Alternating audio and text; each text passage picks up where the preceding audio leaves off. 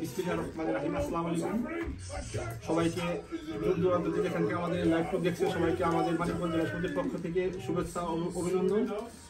আগামীকাল আমরা যে পিকনিকে যাচ্ছি বাইকিং ডে, সবচেয়ে সর্বোপরি কথা হলে আল্লাহ তাআলার কাছে শুকর আদায় করছি, সবচেয়ে এই বছরের সবচেয়ে হাইস্ট টেম্পারেচার আগামীকাল থাকবে। আপনারা আমাদের সাথে যারা যেখানে যাবেন সবাই আনন্দ করবেন। আমাদের এখানে সবার জন্য প্রাইস কিলো হচ্ছে first, second, third, fourth, fifth. আমরা রাফেল ড্রতে 5টা প্রাইস কিনছি। এখানে যারা প্রথম, দ্বিতীয়, তৃতীয়, চতুর্থ, পঞ্চম হবেন তারা তাদেরকে শুভেচ্ছা। আর আমাদের এখানে মহিলাদের জন্য প্রাইস আছে, ছেলেদের জন্য প্রাইস আছে এবং বাচ্চাদের জন্য খেলার ব্যবস্থা আছে।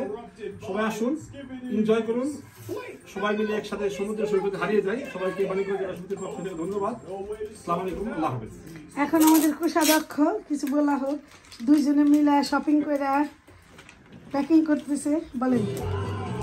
আগামীকাল আমরা একসাথে এনজয় করব আমাদের মানিকগঞ্জ জেলা সমিতির বাৎসরিক বনভোজন।